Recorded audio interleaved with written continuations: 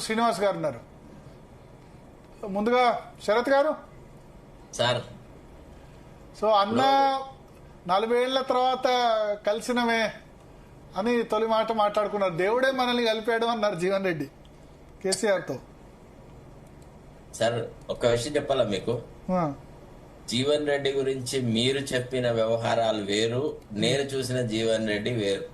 నేను 1983లో సార్ చివరిలో జర్నలిజం లో కంప్లీట్ చేసేసి ఈనాడులో సీనియర్ కరెస్పాండెంట్ గా చేరినా. మేము చేరిన తర్వాత నాకు ఇచ్చిన పొలిటికల్ బీటే సీఎం సార్.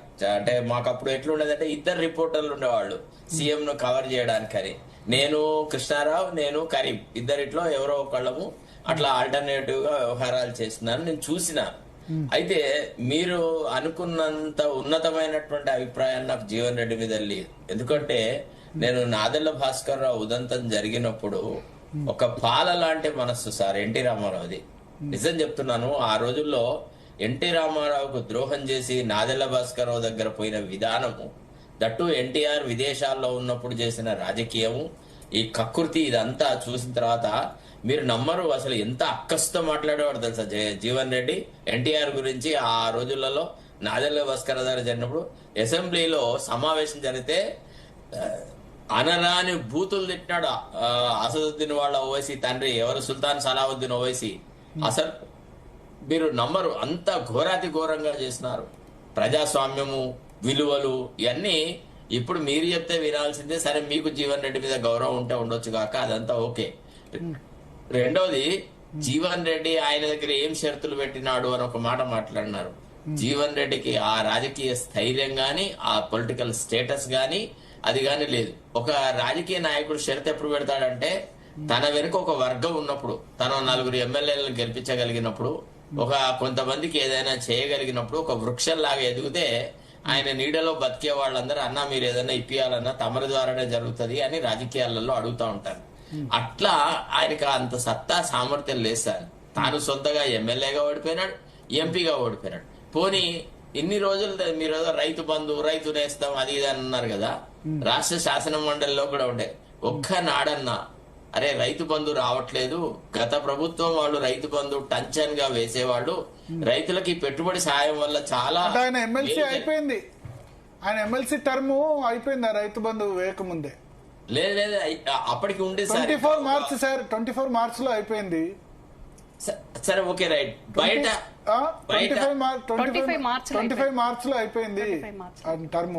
అవును సార్, మన గవర్నమెంట్ వచ్చింది అప్పుడు 7th డిసెంబర్ కే కదా. అవును అవును, అప్పటికి రైతు బంధు వాస్ డ్యూ ఇచ్చారు. అంటే ఆ మంత్ లో, మార్చ్ లో ఇచ్చారు, ఎగ్గొట్టింది ఆ తర్వాత పార్లమెంట్ ఎలక్షన్. దాని తర్వాత సార్ మీరు ఒక విషయం చెప్పండి సార్. ఇప్పుడు ముఖ్యమంత్రి ఏం మాట్లాడినాడు సార్ నిజామాబాద్ లో కూడా, రేపు ఎన్నికలైన తర్వాత మొట్టమొదటి సిగ్నేచరే ఇది అని చెప్పినాడు.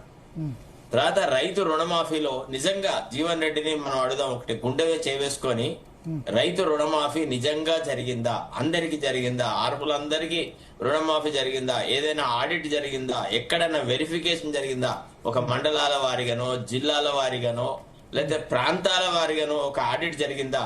ముఖ్యమంత్రి బేలగా మొన్నేమన్నాడు, నేనైతే రైతు బంధు నిధులు విడుదల చేసిన, రుణమాఫీ చేసిన, అది ప్రజలకు అందిందో లేదో నాకే తెలియదు అనేంత అసహ్యంగా మాట్లాడినాడు.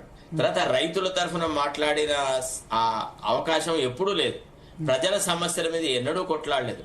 ఇవాళ జీవన్ రెడ్డి తన రాజకీయ, అంటే జీవన్ రెడ్డికి కేసీఆర్ కు ఉన్న ఒకే ఒక 1 point formula are 1 issue on them, both of them are on the same pages, hatred towards Revanth Reddy. అంతే.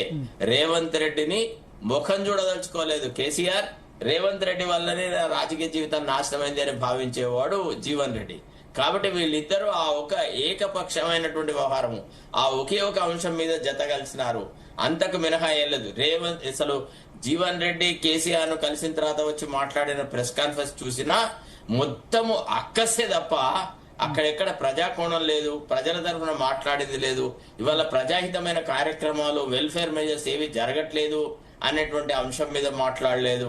అసలు ఏ అంశం మీద మాట్లాడినాడు సార్ ఈనాడు? ఫలానా అంశము తెలంగాణ ప్రజలకు సంబంధించింది అని. ఇప్పుడు గ్రాడ్యుయేట్స్ కాన్స్టిట్యున్సీ నుంచి ఎమ్మెల్సీగా ఎలక్ట్ అయినాడు. ఏం చేసినాడు సార్? ఒక్కనాడన్నా నిరుద్యోగ భృతి ఇస్తానారు ఇవ్వలేదు అనో, లేదా యువకులకు ఏదైతే ఉద్యోగ అవకాశాలు కల్పిస్తాం, నోటిఫికేషన్ తీసుకొస్తాం, జాబ్ క్యాలెండర్ రిలీజ్ చేస్తాం, 2 లక్షల ఉద్యోగాలు ఇస్తాం, ఇట్లాంటి పెద్ద పెద్ద మాటలు మాట్లాడిన ముఖ్యమంత్రి అవి చెయ్యనప్పుడు ఒక్కనాడైనా ఒక పార్టీ వేదికలోనో లేదా ఇంకెక్కడన్నా మాట్లాడినట్టు మీరు విన్నారా? నేనైతే వినలేదు. ఎందుకంటే నేను చాలా దగ్గరగా చూసిన వ్యక్తి. అంటే మీకుంటే ఉండొచ్చు కాక ఆయన మీద అభిమానం, కానీ నేను మాత్రం చాలా విషయాలు నేను మంచి చెడు రెండే చెప్పాను, అభిమానం అని మీరు ఎట్లా అంటారు? చెప్తా, దయచేసి వినండి. ఇప్పుడు సార్ చిన్న ఎలిమెంటరీ స్టేజ్ ఆఫ్ 14 సార్లు కాంగ్రెస్ పార్టీ టికెట్ ఇచ్చింది ఏం తక్కువ చేసిందని నేను నెల క్రితం చెప్పిన దాన్ని పిసిసి ప్రెసిడెంట్ వాళ్ళు యూజ్ చేశారు. నేను కూడా అదే మాట అన్నాను, కాంగ్రెస్ పార్టీ జీవన్ రెడ్డికి అన్యాయం చేయలేదు. నేను అనేమాట సార్, 14 సార్లు టికెట్ ఇచ్చింది, బీఫామ్ ఇచ్చింది ఆయనకని నేను 1.5 month బ్యాక్ చెప్పిన దాన్ని ఏమంటారు జీవన్ రెడ్డి ఫాలోవర్స్ తిట్టుకున్నారు, ఆయన తక్కువ చేశాడని చెప్పి. నేను చెప్పాను ఇప్పుడు ఇంత సుదీర్ఘమైన మంచి చెడు రెండే చెప్పాను. ఆయనకు సిటీలో గ్రిప్ లేదు, ఓన్లీ రూరల్ లో మాత్రమే గ్రిప్ ఉంది. తర్వాత వేరే లీడర్ని ఎదగనివ్వలేదు. 1 to 10 ఆయనే రాజు, ఆయనే మంత్రి. జగిత్యాల్లో 2nd grade లీడర్షిప్ ఎదగనివ్వలేదు. ఇవన్నీ కూడా చెప్పాను నేను, మీరు వినలేదు. ఒక్క నిమిషం భరత్ గారు, మీరు అన్నారు, నేను అనలేదు. నేను అనేది ఏంటంటే, ఇంత సుదీర్ఘమైన రాజకీయ జీవితం ఉన్న వ్యక్తి రాష్ట్ర ప్రజలందరి మీద చెరగని ముద్ర వేయాలి సార్.